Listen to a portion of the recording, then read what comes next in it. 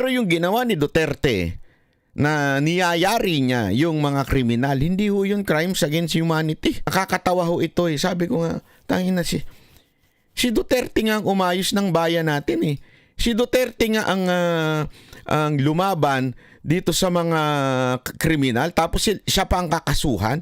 Anong kawalangyaan yan? Narrative of abuse of power and institutional impunity during the Duterte administration. Witness testimonies corroborated by evidence revealed a system that incentivized the Corroborated daw ng evidence. Yung mga ebidensya kanino nang galing?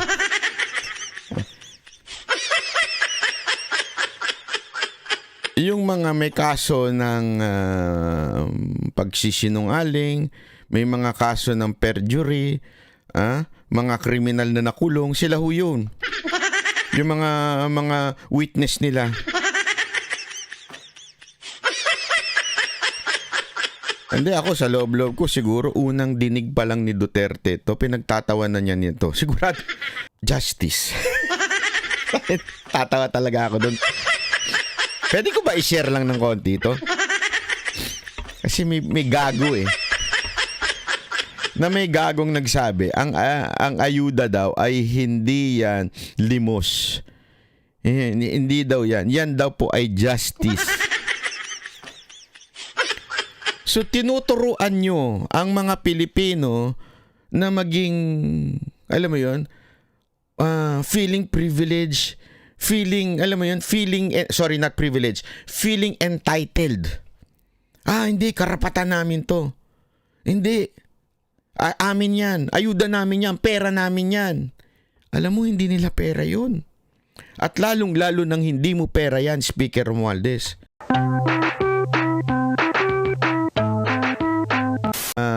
Sinampa ng kamara patungkol ho dito sa sinasabi nilang kaso daw ni Pangulong Duterte na crimes against humanity. Wala na talaga. Wala na ho talaga hong maisip ito hong kamera na ito kung ano-ano na lang ang maisampa nila. Ganun na lang di ba ho? Pag-usapan ho natin yan ngayon. Alam nyo kasi ho, mga kababayan, nung akin pong pinapakinggan po yung mga talumpati ng mga ilang ulul nating congressman, napaisip talaga ako eh. Talagang inisip ko ng todo-todo. Meron bang basihan? Meron po bang dahilan? Kahit kapiraso laang na masasabi natin, sige na nga. Siguro nga may kasalanan si Duterte. Siguro nga merong pagkakamali, 'di ba? Wala ho eh. Alam niyo nung iniisip ko ng todo-todo ho ito. Kaya kayo isipin niyo po. Yung sinasabi nilang crimes against humanity, ito daw ay sa Tagalog, krimen, 'di ba? Krimen na laban sa mga tao o sa humanity, ika nga. Especially sa mga Pilipino. Itong krimen daw na ito. Isa-isay natin. Krimen. Krimen po ba ang ginawa ni Pangulong Duterte noong ginawa niyang safety ang ating bansa? Nung ginawa niya pong mapayapa ang ating bansa? Yung pinagpapapatay po ang mga kriminal, yun po ba ay crimes against humanity? Isipin nyo na mabuti ho yun ha. Sabihin na nating totoo. Sabihin na ho nating totoo yung ginawa ni Pangulong Duterte na pinatay niya ang mga kriminal. Is that a crime against humanity? O is it crime against criminals? Naintindihan niyo yung ibig sabihin? I know this is not it's not a legal word, okay? Pero gayon pa man, simple lang ho yan. Huwag na ho nating pahabain, laliman po itong issue na ito. Simpleng-simple. Ano ba ang ginawa ni Duterte? Ang ginawa ni Duterte ay talagang ineradicate niya po ang mga kriminal. Maaring sabihin natin in a illegal way, o di kaya may extra, extra na ginawa siya. Pero alam niyo mga kababayan, sa Pilipinas po kasi, sa totoo lang, wag na ho nating anuhin, ito seryosong usapan na ho na to.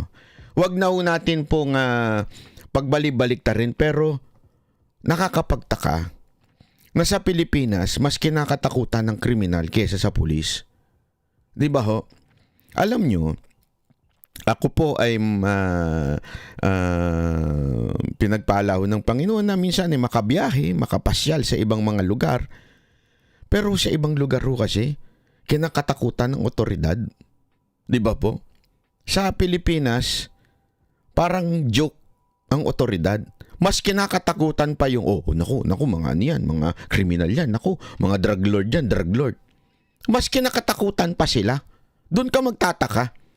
'Di ba? Kaya nga yung ginawa ni Pangulong Duterte ay yan po ay maganda. Kasi natakot po ang mga kriminal noon sa otoridad. Tapos tayo mga ordinaryong Pilipino, we feel safe nung panahon ni Duterte. Ngayon mga kababayan, ano na? Ang kinakatakutan na ngayon, etong mga congressman nating abusado, 'di ba? Yun ang totoo. Dahil pag ikaw lumaban, pumalag sa kanila, kung ano-anong iimbento nilang kaso. Buti na lang din na kahit nag-asiksi ng laglagim ng pananakot sa taong bayan, hindi natatakot sa kanila mga social media vlogger. Di ba ho? Pero yun ang nangyayari ngayon. So anong ibig ko lamang pong sabihin? Ano ho ba ang punto?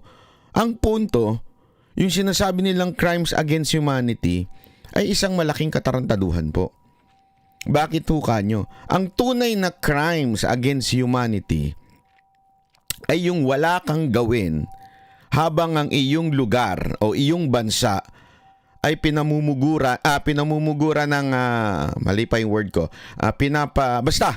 Pinamumunuan ng mga drug lord. Yan po yung tunay na krimen. Yung nakikita mo ng kaliwat kanan ng patayan. Nakikita mo na ang droga ay kalat na. At ikaw, tinuring mo pa ang droga na hindi kasalanan. At yan ay kailangan lang dahil nagtatrabaho ang ating mga kababayan. Yun ang tunay na krimen. Di ba po? Sabi nga sa English, pero hindi ko na Englishin. Dahil magkakamali lang ako. Ang sabi daw nagtatagumpay ang mga masasamang tao dahil ang mga mabubuting tao ay hindi umiimik. So yun talaga ang tunay na krimen. Kung ikaw nasa kapangyarihan, ibig sabihin ikaw ay nasa gobyerno, ikaw ay meron kang kakayanan, ikaw ay pinuno ng kapulisan. Tapos nakikita mong kaliwat kanan ng krimen, ikaw ay nakatunganga at sinasabi mong kailangan lakasin nila yan . Kasi nagpupuyat sila . Gago ka talaga. Tama, mali. Yun ang tunay na krimen. Pero yung ginawa ni Duterte na niyayari niya yung mga kriminal, hindi ho yun crimes against humanity. Yun ho ay pagtutuwid laang ng mga mali. Pagtutuwid lamang po ito ng sinasabi nating, di ba, tunay na pagsasaayos ng ating bansa. So, hindi po yun. Kaya nga, nakakatawa ho ito . Sabi ko nga, tangina si Duterte nga ang umayos ng bayan natin . Si Duterte nga ang lumaban dito sa mga kriminal. Tapos siya pa ang kakasuhan. Anong kawalang yaan yan? Tama, mali. Di ba ho? Kung sino pa yung nagbigay ng safety sa atin, siya pa yung kakasuhan. Napakatarantado ho talaga ng kamera ngayon. Wala akong biro. Sagad na sa buto ang katarantaduhan ng kamera. Feeling ko nga nilagpasan na nila impyerno . Dahil sa katarantaduhan nila. Alam mo dito kanina ho, naglalakad ho ako sa Kabukitcho. Ang daming pulis, sobrang as in. Dinaig po yung pulis ni ni Torres sa KOJC. Ganong kadami, as in, ang dami talaga. And ito hindi pangkaraniwan. Nagtataka na ako. Sabi ko, kausapin ko kaya ito. Kaya lang, baka mabusisi pa ako. Sabi na, saan na passport mo? Doko. Anong doko? Doko, passport. Doko. Hindi ko alam po. Asan na yung passport mo? Baka tanong-tanongin pa ako. Hindi ko na tinanong eh. Kasi baka sabihin, pakialamero ka. Foreigner ka, huwag ka na makialam. Tapos nakita ko, pumaparada na. Ayan na. As in, bata-batalyon. Makikita nyo sa Facebook ko. Ha? Makikita nyo yung bata-batalyon talaga. Lakad sila. Oh. Dung, para talagang mga siga. Sa Kabukit-Chupa naman, ang dami pa naman ditong Aprikano. Hindi, mga Aprikanong tawag. Yo, masaji. Si. Hindi ba? Ang dami man. Nawala silang lahat ngayon. As in, nawala ho talaga lahat. Nag-disappear. Kasi makikita mo yung kahit saan. Nasa bawat kanto ng Kabukit-Chu, makikita mo yung mga yun. Tawag, kalabit ng kalabit eh. Tapos ngayon, wala talaga. As in, wala kang makikita. Tapos nakita ko na nga, nagmamarcha. Punong-puno ng pulis. Puno talaga ho. As in, batalyon ng pulis. Tapos nagulat ako. Tapos meron akong tinanungan dito sa hotel. Kasi dito lang ang hotel namin. Tinanungan ko, sino ba yun ha? Ano ba yun? Siga ba yun dito? Sabihin mo lang. Baka gusto nun ng ano. Bakit? Sino ba yung siga na yan ha? Yung pala po. Yung pala yung kanilang bagong PNP chief. Parang ganun. Bakit yung... Napakamot talaga ako. Bakit yung PNP chief dito nakakatakot? Yung PNP chief sa atin parang... Ewan, wala akong masabi. Parang si McDonald's. Hindi, wala ang biro. Ganun sa kanila Ganun yung otoridad. Kasi dito talagang pagtataratarantado ka, kahit anong yaman mo, kahit milyonaryo ka, talagang kulong ka dito pagka nanapak ka o nakipag-away ka. Takot. Ibig sabihin no, takot sa pulis ang mga tao dito. Ganun. Sa Pilipinas, so ano? Yung mga pinuno ng kapulisan natin ngayon, hindi katulad nung panahon nila Bato, kinakatakutan. Yung pinuno ng kapulisan natin ngayon, para mga payaso. Nambiro. Sana magpunta na lang sila sa comedy bar, doon sila magpatawa, di ba? Baka may matumaw pa sa kanila. Di ba, mahilig naman siya magpakatawa. Pagod na ako! Kibuloy! Mga ganun pa, di ba? Komedyante talaga Ganun Alam nyo, binalik yung respeto, yung takot sa ating bansa nung panahon ni Duterte. Kaya nga ho, lahat ho tayo lahat ang makakapagsabi niyan. Maayos po ba ang ating bansa nung panahon ni Duterte? O mas maayos ngayong panahon ni Marbil? Di ba? Hindi pala panahon ni Marbil. Baguhin na natin. Kasi magre-retire na yun Panahon ni Romualdez. Hindi Siya na ho kasi ang presidente ngayon natin. Siya na ho yung bida-bida Walang biro. Siya na ho talaga yung nagdidesisyon sa lahat ng bagay Pati nga yung sa dagdag daw sa mga pulis, siya na nag-announce.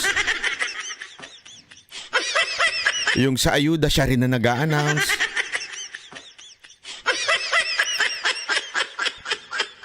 Kaya nga ngayon mga kababayan, panoorin ho natin itong reklamo na crime against humanity kay Pangulong Duterte at sinagot niya ho yan. Sinagot niya po yan. As in, pumalag si Duterte dyan. Exclusive dito lang. Kung ano yung pinalag ni Pangulong Duterte. Abang-abangan nyo Panoorin natin to. Wala pang komento si dating Pangulong Rodrigo Duterte sa rekomendasyon ng House Quad Committee. Meron na. Wala lang kayong na-report. Di nyo lang alam. Hindi kasi kayo nagre-research. Saka baliwala naman sa inyo yung sagot ni Pangulong Duterte. Easy. Mamaya papakita natin. Dito lang yan sa social media. Nakasuhan siya kasama ang ilan pang personalidad sa war on drugs ng kanyang administrasyon. Isinusulong din sa Kamara ang reparation o pagbabayad sa mga kaanak ng mga biktima ng extrajudicial killings. Narito ang aking report. Committee's progress thus far is Tulad ng reklamong isinampa sa International Criminal Court, Crimes Against Humanity ang inirekomendang ikaso kina dating Pangulong Rodrigo Duterte, Senador Bongo Ay, chotomate na. Yan. Naggidugulo mo kasi. Pagpapahin ng report Yan. ng House Quad Committee na duminig sa illegal drugs at illegal pogo operation sa bansa ng nakaraang administrasyon. The investigations brought to light a harrowing narrative of abuse of power and institutional impunity during the Duterte administration. Witness testimonies corroborated by evidence revealed a system that incentivized the Corroborated daw ng evidence. Yung mga ebidensya kanino nang galing?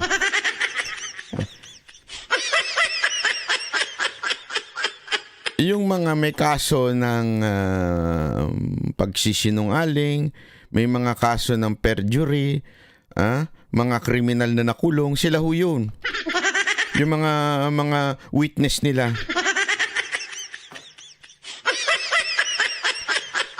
Hindi, ako sa loob-loob ko siguro unang dinig pa lang ni Duterte to, pinagtatawanan niya nito. Sigurado. Sigurado ako alam mo kasi, maraming klase ng abogado. Ulitin ko ha. Maraming abogado na abogaduhan lang.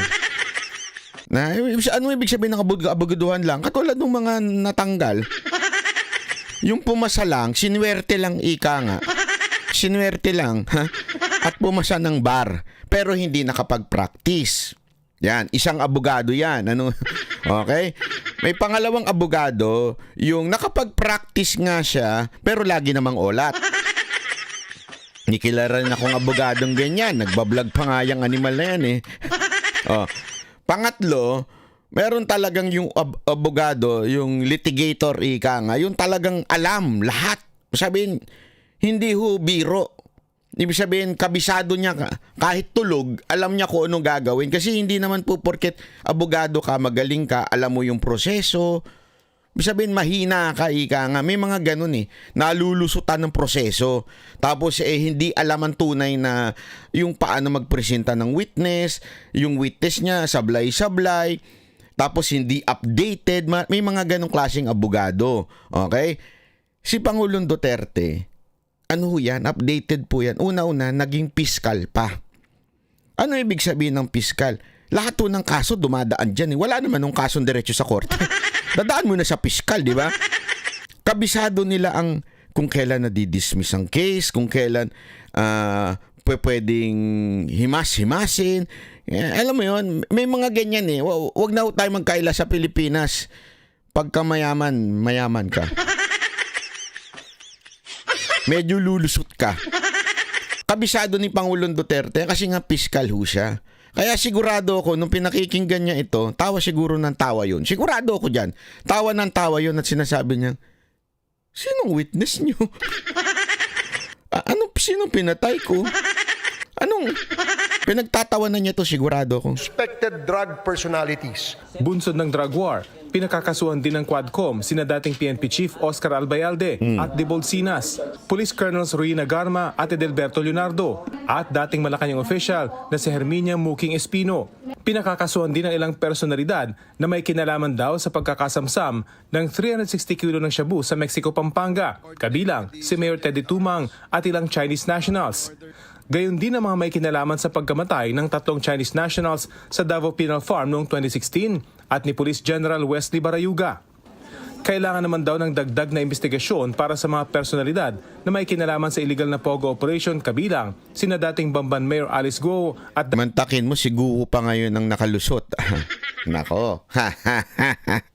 Alam na this.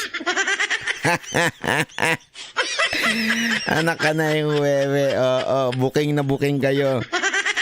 Mantakin mo diniin. Talagang si Guho ang talagang spy, kinonfirm pa daw ng China, ganyan-ganyan. Lahat na ng kasinungalingan. Ewan ko, sabihin na natin, hindi ko sure kung kasinungalingan o sigurado. Pero lahat na ng akusasyon ibinigay kay Guo. Di ba? Tapos, siya pa ngayon ang walang kaso. Mahalaga siguro talaga ito. Sa anong halaga kaya at hindi nakasuhan si Mayor Guo? Sa anong halaga? Gaano kaya kahalaga yun? Alam na this, di ba? Anak kayo ng... Ating presidential spokesperson Harry Roque. This is a defining moment for this Congress, Mr. Speaker. Feeling bayani pa talaga. Defining moment saan pinalaga namin ang mga Duterte. Puy! Kung wala kayong backup at wala kayong utos ni Romualdez, sure ako, hindi kayo gagalaw. Wag na tayo maglokohan, Mr. Barbers, Mr. Chair. Wag na tayo maglokohan. Ang lahat ng galaw ng kamera ay may basbas ng Speaker of the House. Tradisyon nyo na ho yan. Alam na ho natin yan. Wala hong gagalaw dyan at mangyayari pag hindi involve ang Speaker of the House. Alam na ho natin. Wag na kayo magpakabayani pa. Bayani pa dating ninyo. Pero halatang halata naman, sir. Halatang halata. It is an opportunity to uphold the rule of law, protect our nation's sovereignty, and deliver justice to those who have been wronged. Bunsod ng pagdinig, 30 panukalang batas daw ang nabuo para pigilang maulit ang mga ganitong insidente. Kabilang sa panukala ang reparation o pagbabayad sa mga kaanak ng biktima ng EJK.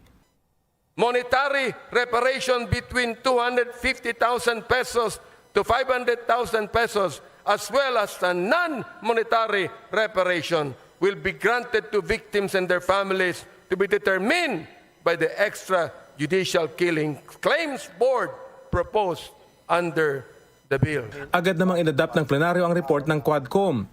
Ipapadala na raw ang report sa mga appropriate government agencies para sa pagsasampa ng kaukulang kaso. Ayon naman kay Senador Bongo, ipinauubayan na raw niya sa korte sakaling tuluyan silang makasuhan.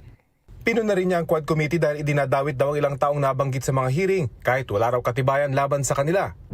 Sabi naman ni Senador Bato de la Rosa, handa raw siya. Alam mo, tama yung sinabi ni Senator Bato eh. Basta lang binanggit ka, kahit wala namang sapat na ebidensya, kakasuhan ka. How would you know? Diba? I mean, paano mo masasabi na hindi nagsisinungaling yung tao na yun? Basta lang, maikwento lang. Madaling salita ho, mga kababayan, marites lang. Hindi, alam nyo, ito seryosong usapan to. Ito, walang bullshitan dito. Alam mo, kaya nagiging maunlad ang Japan. Ito, may nagkwento sa akin. Kaya daw maunlad ang Japan kasi konti ang chismosa. O walang chismosa.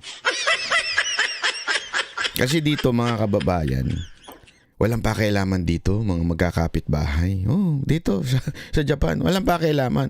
As a matter of fact, iinis nga sila pagka nagkikwentuhan. Ayaw ng ganyan. Sa Pilipinas, wala nang pera. Chismisan pa ng chismisan. Tama, mali. Sa Pilipinas, hindi kumpleto ang chismisan. Pag hindi kumpleto buhay pag walang chismisan, ika nga. Pag uwi sa bahay, kailangan na yung mga wag magagalit ha. Yung mga matatandang babae minsan pag uwi ng bahay, bili ka ng coke dyan. Anong coke? Basta yung coke. Bili ka ng coke dyan, tsaka merienda. Magmimerienda kami ni Aling Laila. Magmimerienda kami ni Aling Laila dyan. Kasi na pag nagmerienda na sila ni Aling Laila, talagang, sige, pinagchismisan na lahat. Uso yan eh. Uso nga, kunwari magkakaibigan eh. Pero pagka, kala mo walang GC silang sarili. Putang ina, totoo yan. Ugaling Pinoy yan eh. Yung kunwari magkakaibigan, tapos may kanya-kanya naman GC. Tapos pag chichismisan, alam mo siya. Di ba? Ugaling Pilipino yan. Kaya nga sabi ko sa inyo, kung dito sa Japan, kaya umunlad ng Japan dahil bawal ang chismisan dito. Sa coffee shop nga, solo-solo kayo eh. Pag merong chismisan, may Pilipino dyan, sigurado. Pag nakakita kayo ng mga chismoso dito sa Japan, Pilipino yan. Matik yan. Kaya nga ho dito, meron silang tinatawag na secret code dito ang mga Pilipino. Wag na wag kang magkikwento ng kahit ano tungkol sa trabaho mo. Kasi siguradong pagchichismisan ka. Aabot na yan hanggang doon sa Nagoya, doon sa Timbuktu, doon sa Hokkaido. Wala ka namang kinalaman doon sa Hokkaido. Napunta doon yung, alam mo ba, si Banat ba? Oo. Only in ano, basta yan sa Japan, pag kami chismisan, Pilipino yan. Asahan mo yan, Brad. Oh. Hindi ko nga alam bakit gano'n ng mga Pilipino talaga eh. Parang ginawang pastime ang chismisan.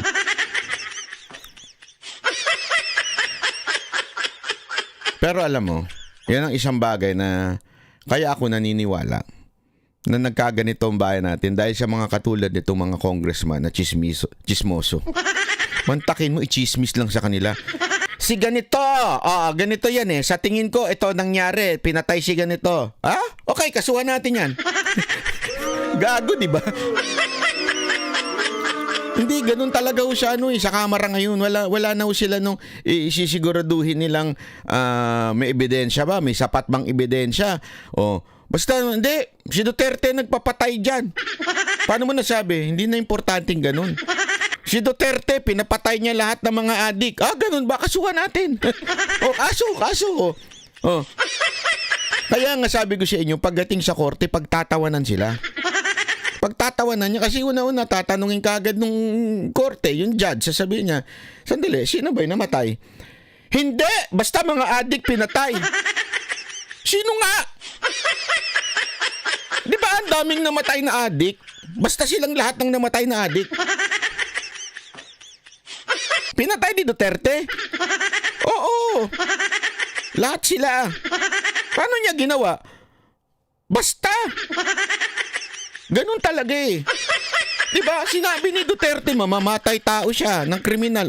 Yan, pag-amin na yan. Tangang puta. Inamin niya na, mamamatay tao siya ng mga kriminal. Yan, dahil dyan, guilty siya. Tanga. Alam mo ako, hindi po ako abogado Pero dahil nga, siyempre, may tatay tayong abogado, tapos marami rin tayong mga kaibigang abogado, napapagkwentuhan natin yan eh. Di ba? Hindi mo pwedeng kahit sabihin mo sa social media, ako ang pumatay kay Juan. Sino si Juan? Paano mo pinatay si Juan? Kailan namatay yan? Hindi pwedeng, ikulong na natin yan, inamin niya siyang pumatay kay Juan. Di ba? Hindi pwede. Kailangan kumpletong detalye. Hindi mo pwedeng sabihin lang na ikaw na pumatay ng ganito. Tama, mali. Paano pa kaya yung kay Duterte? Wala nga siyang pinangalanan. Una-una, sinabi lang niya, papatayin ko kayo. Oo, ako ang pumatay dyan sa mga yan. Sagot ko itong mga pulis. Ang tanga talaga ng kamera. Sorry pero alam mo, sigurado ko yung mga tunay na abogado, hindi yung abogado-abogaduhan lang katulad ni nung isang na bobo. Tanggal dahil bobo. Di ba? Hindi yung mga ganun Yung mga tunay na abogado, mga kababayan. Sigurado ako pinagtatawanan to, yung ganitong klaseng crimes against humanity na ganyan. Naku po, maniwala ko kayo sa akin. Kasi nga, ang tunay talaga dyan, senaryo dyan, ito ay diversion, ika nga. Diversion ito sa katarantaduhan ginawa ng kamera. Tandaan ninyo, even the yellows, even the other groups now are nagrereklamo na doon sa ginawa nilang pagpapalusot ng budget. Mantakin mo, ikaw ang nagdi-decide ng budget. Ano ginawa mo? Tinaasan mo yung budget mo. Mantakin mo, ikaw ang nagdidesisyon sa budget. Tapos, ang gagawin mo, yung mga anything that would benefit me, yun ang itataas ko budget. Mantakin mo ibinaba nila yung DSWD, except, tinaas nila yung AKAP. Kasi po, alam mo kung bakit yung AKAP. Kasi yung mga 4-piece, marami ho dyan, hindi ho botante. Okay? Ano po ba yung AKAP na programa? Yung AKAP po, yan po yung kapos. May sahod, ika nga. Pero kapos. Ibig sabihin, hindi sapat yung sahod nila. Actually, ang isang daw requirement dyan yung parang certificate of employment mo at saka yung parang payslip, ganyan, di ba? So, ano ibig ko sabihin? Isa kang butante. Bakit? Kanyo, siyempre, alam naman natin yung mga lower middle class, yung sumasahod pero kulang, yan mga yan, usually butante yung mga yan, di ba? Pero yung mga poor piece, yung talagang hikaw sa hirap, hindi na naasikaso yung re-rehistro kasi nga may iba sila talagang sobrang kahirapan. Kaya ngayon nag-imbento etong DSWD ng AKAP, tapos sinuportahan ito at pinondohan ito ng Kamara. Mantakin mo, di ba? Tinanggal yung PhilHealth, yung gamot. Kasi nga naman, pag mamamatay ka na, hindi ka na makakaboto. Pag may sakit ka na, iniintindi mo yung sakit mo na lang, hindi ka na boboto, di ba? So, tanggalan ka nang namin ng budget. O, sabi pala ni Jam Magno, hindi budget yan, ha? Subsidy daw yan. Ito si Jam Magno. Dati ko pa namang kaibigan to. Yung pala. Jam Magno, ingat.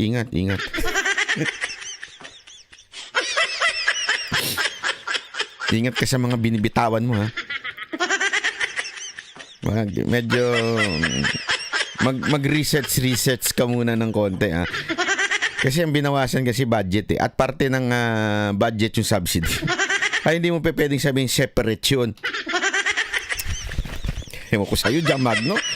Ang gulo-gulo na ng Pilipinas, dumagdag ka pa kay Maris. Anyway, eto na. Diba?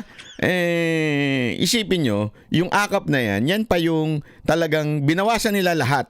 Pati yung budget ng DSWD, except dinagdagan nila yung AKAP.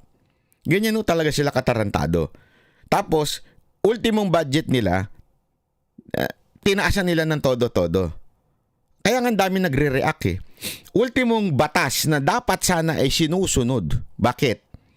Kasi ayon sa ating konstitusyon, ang department o yung education, yan ang pinakamataas dapat ang budget na ibinibigay ng gobyerno. Pero mantakin mo, ngayon, mababa ang budget sa edukasyon. Literal, binaboy ng Kongreso ang ating konstitusyon. Literal po yan. Talagang nilapastangan nila, binastos nila ang konstitusyon sa pamamagitan ng pag-angat ng ibang budget, bumagsak ng todo yung budget ng sa edukasyon. Hanggang eventually, nag-ingay na nga, di ba? Lahat ng mga grupo-grupo. Kaya nga mantakin mo, biglang supposedly pipirma na ito ng presidente. Pinatigil niya ang pirma. Kasi nag-ingay ang tao Sandali, sabito ito. Kahit itong mga media, nag-ingay na Sobrang sabito ito. Mantakin mo. Dahil sa sobrang kaganid nitong mga congressman natin, nawala na sa isip nila na may konstitusyon pala. Na meron pala tayong dapat sundin. Huy, ano yun? Yung edukasyon, dapat mataas yan. Hindi kasi, alam mo, mga kababayan, ito hindi ko alam kung bobo lang talaga yung mga nakaupo ngayon o dahil sa sobrang ganid nila, nakaligtaan na nila yun.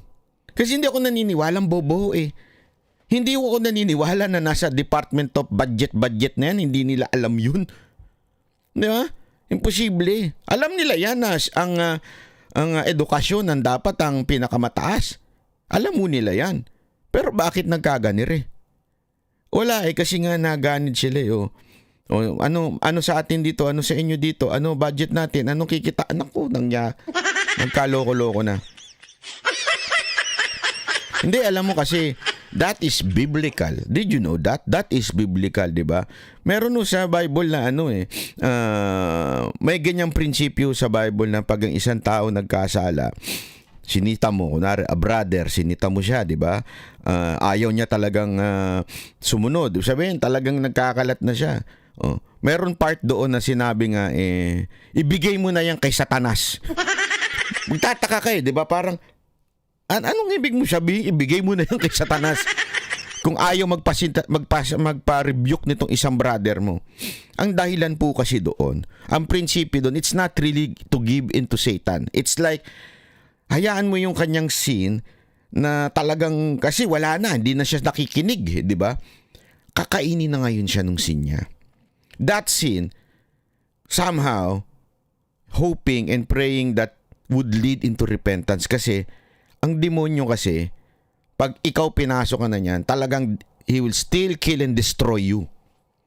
Hindi, walang intention ng demonyo na paligayahin ka. Akala kasi nung ibang tao, ang demonyo para paligayahin ka. Hindi ho. Ang demonyo to kill, steal, and destroy you. Pasisiyahin ka lang ng konti. Ganun, konti. Yeah. Pero sa totoo, steal, kill, and destroy. Kaya nga, hayaan mo na yung brother na yun pag ayaw makinig sa'yo. No, tapos, para mag-lead into repentance. Ibig sabihin, eventually, madedestroy yan eh. Eventually, alam mo yan eh, yung nagkakaroon niya ng pagbagsak sa espiritu niyo. Kasi babagsak ko siya eh. Magiging ano yan. And sa kanyang pagbagsak, he will call God. Yun yung prinsipyo na ho yun. Kaya feeling ko, ganito nangyari dito sa kamera. Dahil sa mga sobrang sama na nila, dahil sinasamba nila pera na, dahil nakikinig na lang sila sa pera, wala na silang ibang sinasamba kung hindi yung pagsunod nila sa pera. Okay. Sige, tuloy-tuloy na. Hanggang tuloy-tuloy na ho sila. Hanggang nakaligtaan na ho nila na meron palang isang batas na ipapahamak tayo. Ano ho yun? Yung batas ng kailangan mataas ang edukasyon pag sa budget. Napahamak sila. Ang dami tuloy pumiyok na grupo. Kasi hindi lang mga Duterte supporter. Kasi ang hirap ngayon eh. Parang di ba, Duterte supporter lang ang pumipiyok ngayon. Iniisip na, hindi, laban lang yan ng mga Duterte at saka mga Marcos. Ganyan lang iniisip nila eh. O kaya ng mga Duterte o ng mga Romualdez. Yan lang iniisip ng iba. Tayo, pinaglalaban natin, ang totoo ay pinaglalaban natin kung gaano kaabusado itong kamera. Yan o ang totoo. Pinaglalaban o natin kung papaano nila ina-abuse ang kanilang power. Tingnan nyo ngayon. Tingnan nyo ngayon. Yung kahit hindi maka-Duterte, pumapalag na, pumapapil na rin sa TikTok, pumapapil na rin sa karsada. Bakit? Kasi tinamaan na rin sila. Nung, abuse o kawalangyaan ng kamera. So dahil doon sa katarantaduhan, dahil doon sa motibo nila na sumunod sa amo nila, di ba? Para meron silang pangangampanya. Tapos ang kanilang misyon to destroy the Duterte, napahamak tuloy sila ngayon. Kaya ngayon ang dami ng pumipiyok, nagagalit na sa kamera dahil sa katarantaduhang ginagawa nila. Yun ho ang senaryo ngayon. Harapin ang mga reklamo. Isa raw itong tangkang paninira sa mga Duterte at kanilang mga kaalyado. Malaki raw ang tiwala niya sa ating mga korte at mananaig pa rin anya ang hustisya. Sinisika pa naming makuha ang panig ni na dating Pangulong Duterte at iba pang idinadawit sa posibleng asunto. Rafi Tima nagbabalita para sa GMA Integrated News. Eto na nga, hindi nyo nakuhanan ng sagot ni Pangulong Duterte. Sumagot na ang Pangulong Duterte sa kaso na yan. Sinagot niya na. At ang kanya pong sagot ay nakuhanan po sa video. At yung kanyang sagot na po na yan ay simpleng-simple. Kung kayo ay busy sa pamumulitika at kung kayo ay you're trying to destroy yung mga taong mabubuti, katulad nila Bato, nila Bongo, nila na mga dati pang PNP chief, if you are busy destroying us, I am busy giving hope sa mga kababayan natin. Ito po. Tanawa. Muna ihatag na po ninyo. Tanan man mo gari kita ga tagsagyo. Ayaw hilak. Mo ni papelin. Okay na?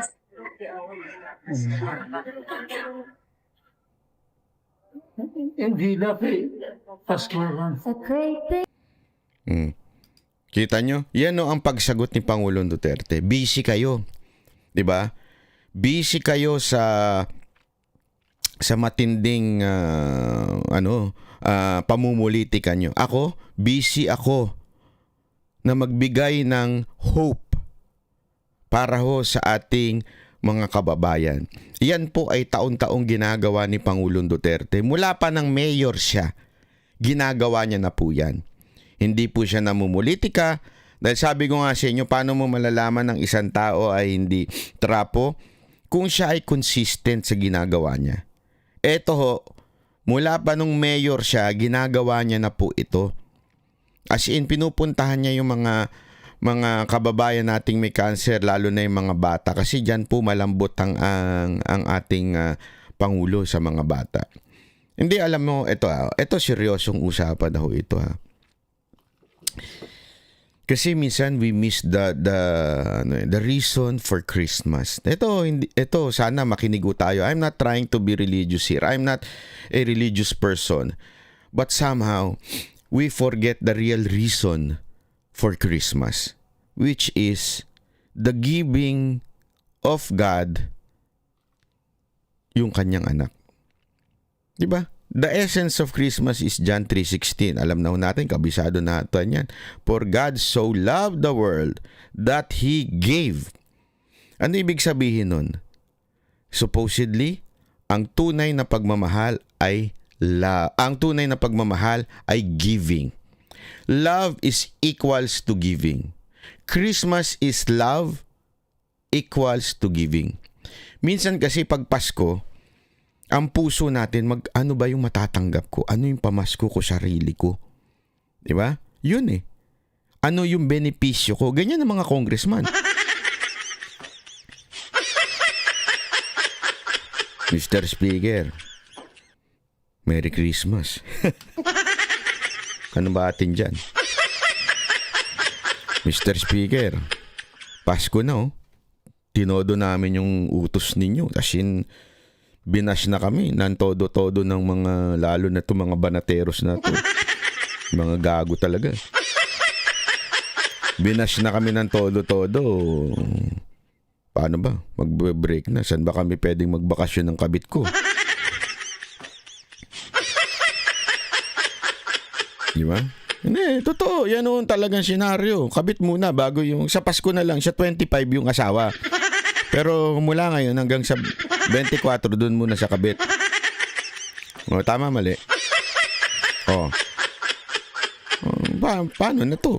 Paano kami makakalamyerda, di ba? Alam mo naman, bibili na ako ng patek, ganun. Bibili ako ng Rolex. Bibili ako ng sports car na Mercedes-Benz. Paano na? Dahil naman kukunin ko lang lagi sa tights.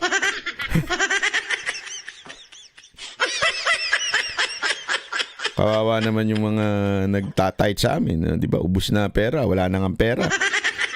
Pinipwersa ko ba sila magbigay? Paano na? Nakalimutan na ho nila ang tunay na essence ng Pasko ay magbigay. Kaya nga ho, napakaganda ng ginagawa ni Pangulong Duterte. Bakit kanyo? Ha? Kasi ho, minsan, we feel so justice. Tatawa talaga ako doon. Pwede ko ba i-share lang ng konti ito? Kasi may gago eh. Na may gagong nagsabi, ang ayuda daw ay hindi yan limos. Hindi daw yan. Yan daw po ay justice.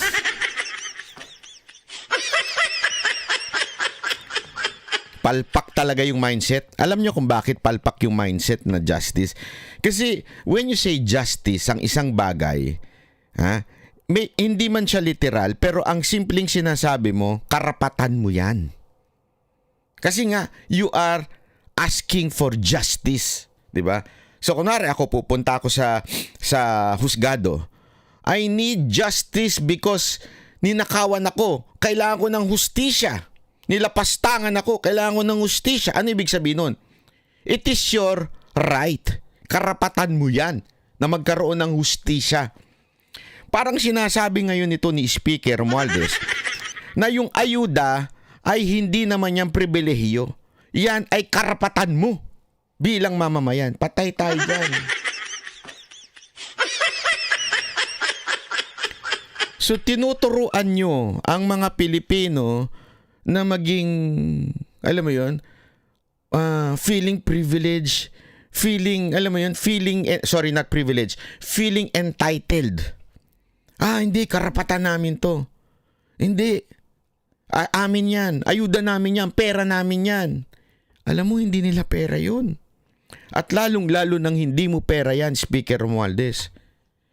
Pera yan ng mga nagpapagod na mga manggagawa, mga nagtatrabaho at nagbibigay ng tax nila. Pera nila yan. Pera namin yan. Huwag mong ipamigay doon sa mga ayaw magtrabaho. Bakit? Alam nyo, ako naniniwala ako eh. Naniniwala ako eh. Sabi nga nila, di ba sa networking, shout out kay Sam Bersosa. Olat na olat ka na. Ako naniniwala ako eh. Sa totoo lang, hindi natin kasalanan ang ipanganak ng mahirap. Pero kasalanan mo na pag namatay ka ng mahirap. Hindi. Sabi ko ho sa inyo, yan ang isang bagay na katotohanan. Hindi kasi ako naniniwala na na hindi tayo pantay-pantay ng oportunidad sa buhay. Hindi totoo yan. Bakit? Meron ho ba dito 26 oras ang araw niya? Wala, di ba? Lahat ho tayo 24. Nagkataon doon sa 24 oras, mga 16 hours doon tulog ka. Hindi pala. Mga 12 hours doon tulog ka. Tapos yung mga 4 hours doon nagchikichismisan kayo ng kapitbahay nyo. Pinagchichismisan yung iba. Anong ibig ko lang sabihin? Pantay-pantay ho tayo ng binigay na Diyos na 24 oras. Ang problema, hindi natin ginagamit sa tama kaya naghihirap tayo. Tapos ngayon, naghihirap tayo, hindi na nga kayo nagtatax.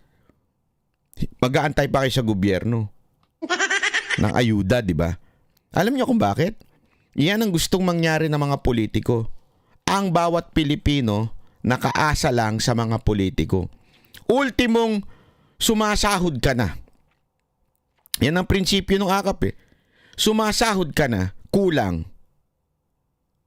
Penge, gobyerno. Eto mga kababayan, this is a reality in life. Yun ang magiging attitude ng tao. Kulang ang pera ko kasi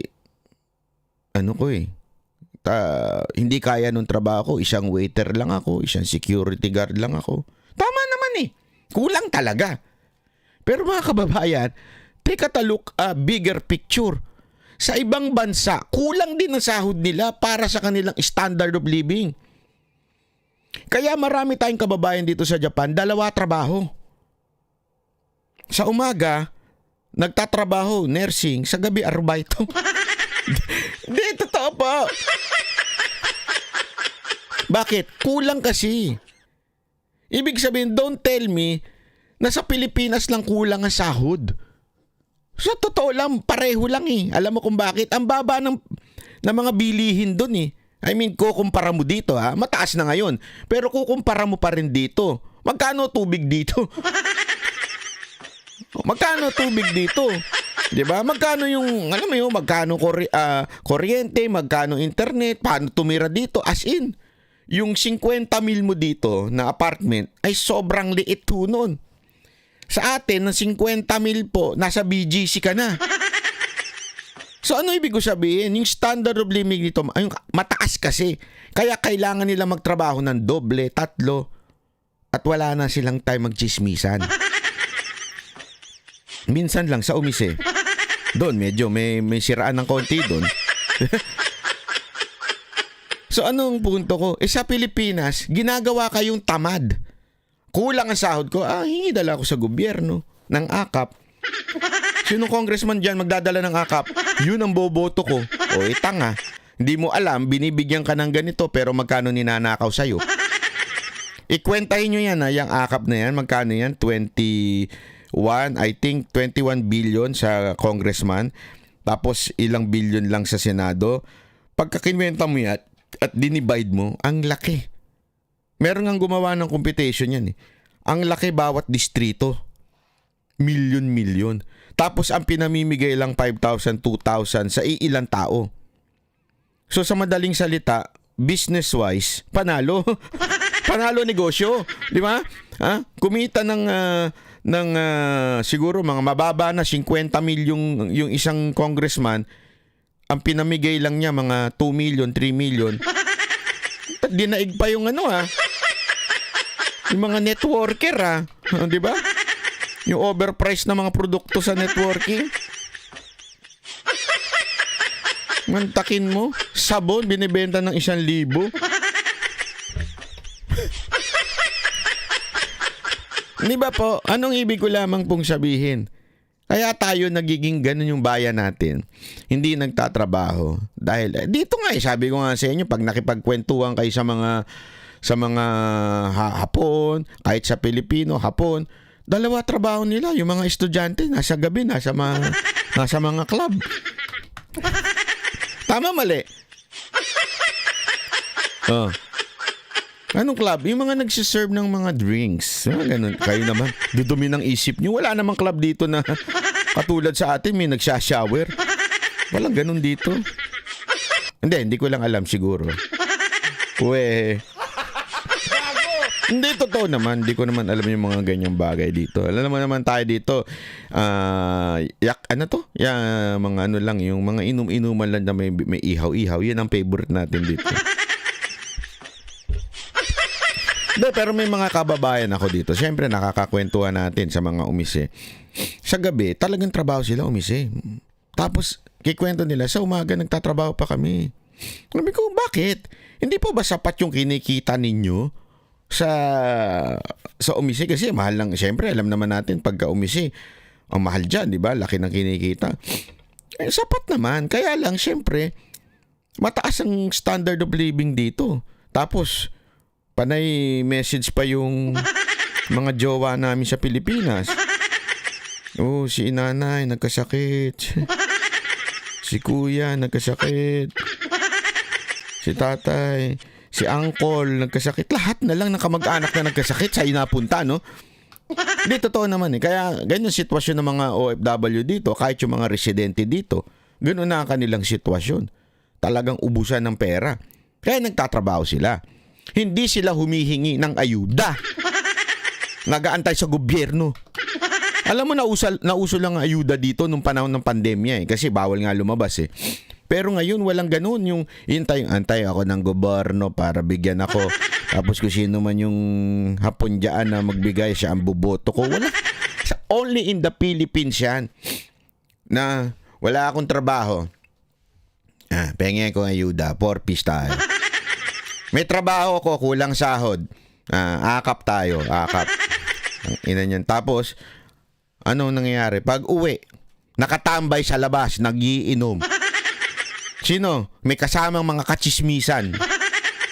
Si kuya, si pinsan. Inuman tayo, Brad. Kahit hindi weekend, inuman ng inuman. Tambay ng tambay. Hindi mo napansin? Ang daming tambay sa Pilipinas. Wala naman mga trabaho. Pero magrereklamo, wala kaming pera. Kailangan namin ng akap. Andiyan naman si congressman. Aliga, pila tayo kay congressman. Kailan ka nakakita ng gusto mo magpagamot, pipila ka sa mga congressman?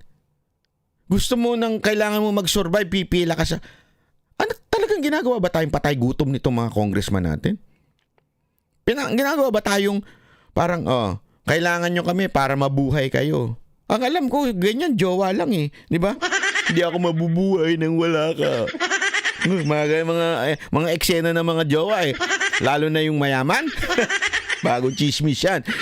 Google nyo na lang. Ayan, bagong chismis yan eh. Yung, I cannot live without you. Sabi niya dun sa kabit niya. Nangyari siya nung hindi ko nakalimutan ko na kasi hindi ko kilala yung tao na yan pero sikat daw yan sabi nung kaibigan ko na bagong humabol akala nila yung pinali na yung kay Maris bago matapos ang taon may humabol pang isang iskandal. Google yun na lang yan. O kung may alam dyan na link, i-link yun na lang sa ibaba para naman makachismis din yung iba nating kababayan. Ako hindi ako nakichismis dyan chinismisan lang ako, nakinig lang ako. Habang nasa trend. Nakikinggan ko lang. Chinismis lang sa akin. Anyway, ito na nga po yung sagot ni Pangulong Duterte. Ito yung sagot niya sa mga kagaguhan po ng ating kamara.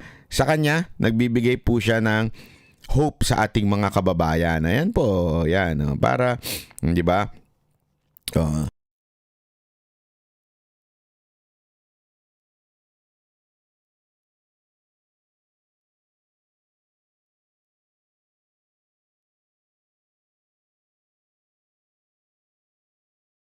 Just wait and see. Ay, sorry. Nawala yung audio ko.